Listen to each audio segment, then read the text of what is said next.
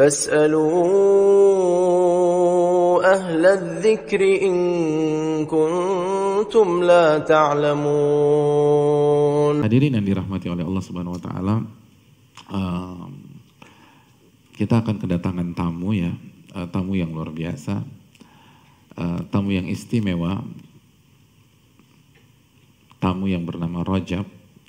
Allah Subhanahu wa taala berfirman dalam surat At-Taubah ayat 36, "Inna iddatash syuhuri indallahi 12 syahra fi kitabillah yauma khalaqas samawati wal ard minha arba'atun hurum." Sesungguhnya jumlah bulan di sisi Allah Subhanahu wa taala ada 12 bulan. Ketika Allah ciptakan langit dan bumi. Dan di antara 12 bulan tersebut Allah ciptakan 4 bulan yang mulia atau yang biasa dikenal dengan 4 bulan haram. 4 bulan yang mulia atau yang biasa dikenal dengan 4 bulan haram. Nabi SAW bersabda dalam hadis Bukhari, "Thalathun mutawaliyat", 3 bulan datang berturut-turut, Dzulqa'dah, Dzulhijjah, Al-Muharram, terus yang berikutnya War-Rajabu Mudhar, dan bulan Rajab. 3 berturut-turut, lalu ada jeda, lalu Rajab. Nah, karena ada jeda ini biasanya kita lupa, hadirin. Ini bulan yang spesial. Bulan yang spesial. Apa istimewanya? Yang pertama, kata para ulama, singkat saja karena saya ingin mengingatkan, bukan membahas secara komprehensif. Yang pertama, tidak boleh berperang. Kecuali antum diserang. Jadi nggak boleh berperang di bulan ini. Kecuali defensif. Yang kedua, semua amal ibadah yang kita kerjakan di bulan haram, dan Rajab bagian dari 4 bulan haram, pahalanya dilipat gandakan oleh Allah Subhanahu wa taala. Pahalanya beda. Jadi sholat 5 waktu kita pahalanya beda nih. Puasa Senin Kamis kita pahalanya beda. Zikir pagi sore kita pahalanya beda. Infak sedekah kita di bulan ini pahalanya beda. Pahalanya beda. Dilipat gandakan oleh Allah. Antum datang ke kajian, itu pahalanya beda. Semua dulu. Antum birrul walidain, antum berikan hadiah buat orang tua, itu pahalanya beda. Pahalanya lebih tinggi. Ini bulan Rajab. Seluruh amal ibadah pahalanya dilipat gandakan oleh Allah. Dalilnya tafsir Abdullah bin Abbas dalam surat At-Taubah ayat 36. Antum bisa cek di tafsir-tafsir klasik. Jadi ini waktunya beribadah. Ini waktunya memperbanyak sholat duha. Ini waktunya menjaga rawatib. Ini waktunya memperbanyak sholat sunnah mutlak. Ini waktunya perbanyak puasa. Ini waktunya tambah lagi infak kita. Kalau antum datang ke setiap kajian, biasa ngasih warna hijau, antum kasih warna merah nih bulan ini, gitu. Jadi ini harus diperbanyak, hadirin. Kalau biasanya kajian mungkin seminggu sekali atau seminggu 2 kali, di bulan ini tambah datang kajian. Ini pahala beda. Pahala dilipat gandakan oleh Allah Subhanahu wa taala bulan Rajab. Belum lagi dapat bonus antum, hadirin. Yaitu bonus menghidupkan sunnah Nabi yang hampir punah. Itu beda lagi tuh. Man sanna fil Islam sunnatan hasanah falahu ajruha wa ajru man amila bila min ghairi an yanqusu min ujurihim syai'. Dalam hadis Muslim, barang siapa yang menghidupkan sunnah Nabi di tengah-tengah masyarakat, sunnah yang hampir punah, sunnah yang udah jarang, maka dia akan mendapatkan pahala, dan dia akan mendapatkan pahala orang yang mengerjakan sunnah itu karena terinspirasi dia, karena ngikutin dia, tanpa mengurangi pahala orang itu sama sekali. Jadi orang itu sempurna, antum dapat. Jadi antum dapat pahala menghidupkan sunnah Nabi SAW. Semangat beribadah di bulan Rajab dari awal sampai akhir itu sunnah Nabi SAW yang sudah mulai punah sekarang, yang sudah mulai langka. Antum kalau hidupkan, oh luar biasa hadirin. Jadi Bukan hanya mendapatkan pahala yang dilipat gandakan atau mendapatkan bonus pahala menghidupkan sunnah Nabi SAW yang hampir punah atau yang sudah langka di tengah-tengah masyarakat. Keutamaan yang berikutnya, di sisi yang lain, dosa dilipat gandakan oleh Allah. Dosa dilipat gandakan oleh Allah. Semua dosa, gak sholat, dilipat gandakan di bulan ini. Dosa durhaka dilipat gandakan. Ngebentak suami dilipat gandakan. Ngebanting istri dilipat gandakan oleh Allah. Loh beneran ini. Terus dosa gibah dilipat gandakan oleh Allah. Dosa nggak pernah datang ke kajian, kan thalabul ilmi faridatun ala kulli muslim. Menuntut ilmu itu wajib bagi seorang muslim. Nggak pernah datang di bulan ini, beda dosanya. Dosanya beda. Gitu. Bro, ini ada gosip Grace nih. Oh nggak bisa bulan Rajab bro. Bulan depan aja, bulan depan. Ini juga nggak benar. Justru ini jadi momentum untuk mengatakan tidak pada maksiat.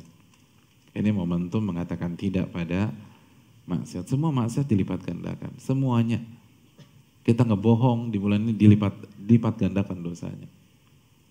Dalilnya tafsir Abdullah bin Abbas terhadap ayat ini. Makanya Allah mengatakan apa? Di ayat Al-Taubah ayat 36 ini, fala tadlimu fihinna anfusakum. Maka janganlah kalian menzolimi diri-diri kalian di 4 bulan haram ini. Itu kata Allah. Janganlah kalian menzolimi diri-diri kalian di 4 bulan ini. Apa maksud menzolimi diri? Catat baik-baik sebuah kaidah dalam agama kita. Setiap maksiat yang kita lakukan sejatinya menzolimi diri kita sendiri. Itu kaidah. Dan saya ingin ini menjadi salah satu oleh-oleh kita pulang pada malam hari ini. Setiap maksiat yang kita lakukan itu sejatinya kita menzolimi diri kita. Loh, kenapa Ustaz? Karena ketika kita bermaksiat, setiap maksiat ada side effect.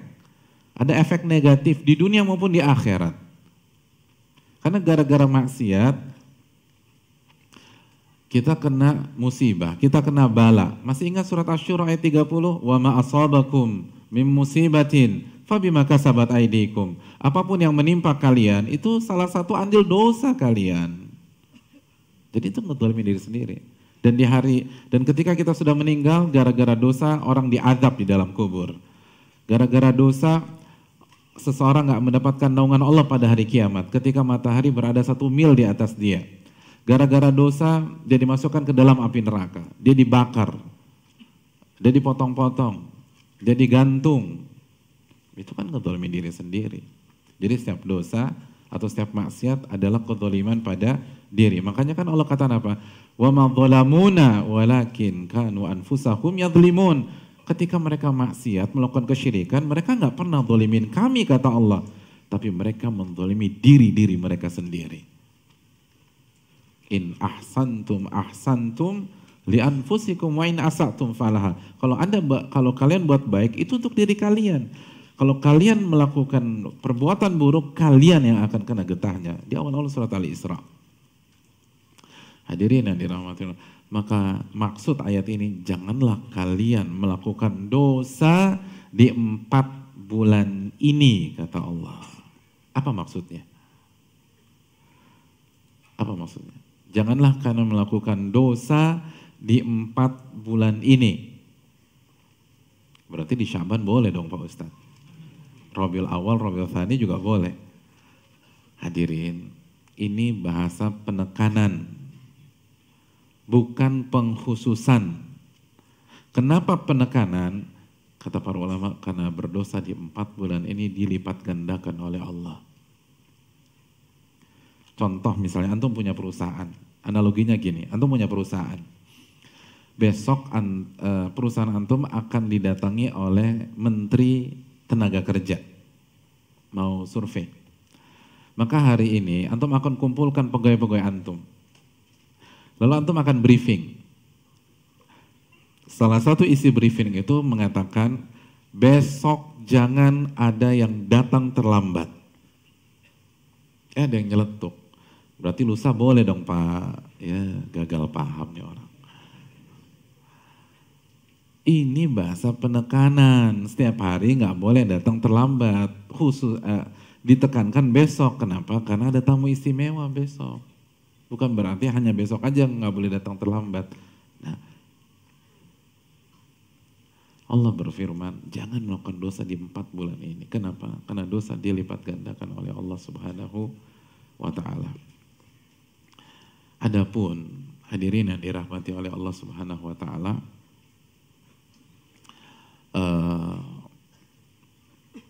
amal-amal apa saja yang kita kerjakan di bulan Rajab dan apa fadilahnya mengerjakan ibadah di bulan Rajab atau amalan-amalan tersebut di bulan Rajab.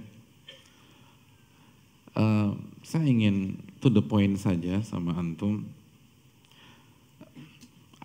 Kita langsung buka saja penjelasan dari pakar hadis kita, Al-Imam Ibnu Hajar Al-Asqalani rahimahullah, ulama hadis dari mazhab Syafi'i, ulama kebanggaan kita, pensyarah Sahih Bukhari.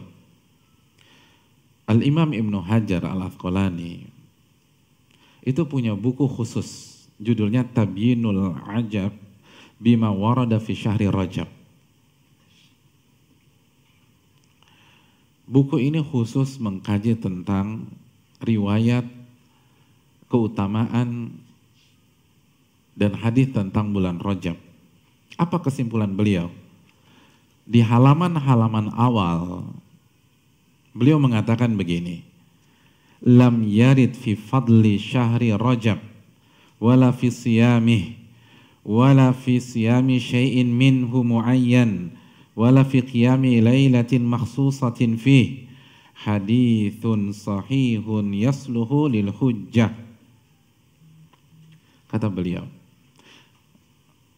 tidak ada satupun riwayat dan hadis yang berbicara tentang keutamaan bulan Rajab atau puasa di bulan Rajab atau puasa di sebuah hari di bulan Rajab atau sholat qiyamul lail di malam-malam tertentu di bulan Rajab, hadis yang sahih yang bisa dijadikan hujjah.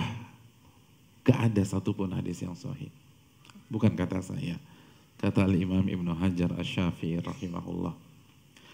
Terus beliau katakan, ini bukan pendapat saya pribadi. Waqad sabaqani ilal jazmi bidzalika al-Imam Abu Ismail Al-Harawi Al-Hafidh. Dan sebelumnya sudah ada ulama yang memastikan kesimpulan di atas, ulama yang bernama Al-Imam Abu Ismail Al-Harawi Al-Hafidh. Jadi itu keterangan dari Al-Imam Ibnu Hajar. Lalu di satu poin lagi beliau juga menyampaikan di halaman-halaman awal ya, ada beberapa cetakan. Kalau cetakan saya di halaman ke-33. Di halaman 33 ini beliau mengatakan, wa ammal ahadithul waridatu fi fadli Rajab au fadli siyami au siyami syai'in minhu sarihatun fahiya ala qismaini dha'ifa wa maudu'ah. Adapun hadis-hadis yang berbicara tentang keutamaan bulan Rajab atau keutamaan puasa di bulan Rajab atau puasa di sebuah hari bulan Rajab, maka hadis-hadis itu terbagi menjadi 2 kelompok, 2 kelas. Jadi beliau mau membuat klasifikasi. Seluruh hadis yang berbicara tentang keutamaan bulan Rajab, puasa bulan Rajab, itu kemungkinannya cuma 2. Yang pertama dhaifah, hadis-hadisnya dhaif, atau yang kedua wa maudu'ah, hadis-hadisnya palsu. Opsinya cuma 2, kalau nggak dhaif palsu. Jadi nggak ada satupun hadis yang sahih. Artinya, silakan perbanyak ibadah di bulan Rajab. bukan karena ada fadilah khusus di sebuah hari di bulan Rajab atau hari-hari tertentu di bulan Rajab, tapi dasar kita karena bulan Rajab adalah satu dari 4 bulan haram yang dimuliakan oleh Allah Subhanahu wa taala di dalam surat At-Taubah ayat 36. Dan silakan perbanyak puasa di bulan Rajab. Karena sebagian salaf itu sangat semangat berpuasa di bulan haram. Dan di antara bulan haram adalah bulan Rajab. Al-Imam Nawawi dalam kitabnya Al-Majmu' Syarah Muhadzab, ini buku luar biasa. Imam Nawawi mengatakan, qala ashabuna, berkata sahabat-sahabat kami, wa minas shaumil mustahab shaumul al-ashhuril hurum. Di antara puasa-puasa sunnah adalah puasa di 4 bulan haram. Lalu Imam Nawawi menjelaskan Dzulqa'dah, Dzulhijjah, Al-Muharram, dan Rajab. Itu kata Imam Nawawi. Dan diriwayatkan sebagian para salaf semangat puasa di 4 bulan ini. Di antaranya Ibnu Umar, Al-Hasan Al-Basri, Abu Ishaq, bahkan Sufyan Ats-Tsauri, salah satu ulama besar, mengatakan Al-Ashhurul Hurum ahabbu ilayya an asuma fiha. 4 bulan haram adalah waktu yang paling aku sukai untuk berpuasa sunnah. Jadi 4 bulan haram adalah favoritku nih untuk puasa sunnah. Jadi perbanyak puasa sunnah. Dan memperbanyak puasa sunnah di 4 bulan haram, hadirin. Dan di antara 4 bulan haram, bulan Rajab adalah madhab mayoritas para ulama, jumhur para ulama. Ini adalah madhab Hanafiyah, Malikiyah, Syafi'iyah, dan sebagian Hanabilah. Jadi madhab Hanafiyah, Malikiyah, Syafi'iyah, dan sebagian Hanabilah mensunahkan memperbanyak puasa di 4 bulan haram, dan di antara 4 bulan haram itu Rajab. Tapi yang perlu diingat adalah nasihat para ulama, salah satunya nasihat Imam Syafi'i, jangan puasa full. Kenapa? Karena para ulama tidak suka jika kita berpuasa di sebuah bulan seperti kita berpuasa di bulan suci Ramadan. Makanya dalam riwayat Umar itu pernah memaksa seseorang membatalkan puasa sunnahnya di bulan Rajab. Dijelaskan maksudnya agar tidak menyerupai Ramadan, bukan tidak boleh berpuasa di bulan Rajab. Dan ini juga nasihat dari Al-Imam Asy-Syafi'i rahimahullahu ta'ala. Jadi silakan bebas mau perbanyak di awal, mau perbanyak di tengah, mau perbanyak di akhir, bebas. Perbanyak puasa di bulan ini, bulan Rajab. Ini yang bisa disampaikan, semoga kita bisa menghidupkan sunnah Nabi SAW di bulan Rajab dan bisa semangat beribadah sesuai dengan kemampuan kita, sesuai dengan pintu yang dibukakan oleh Allah. Fas'alu ahla dzikri in kuntum la ta'lamun.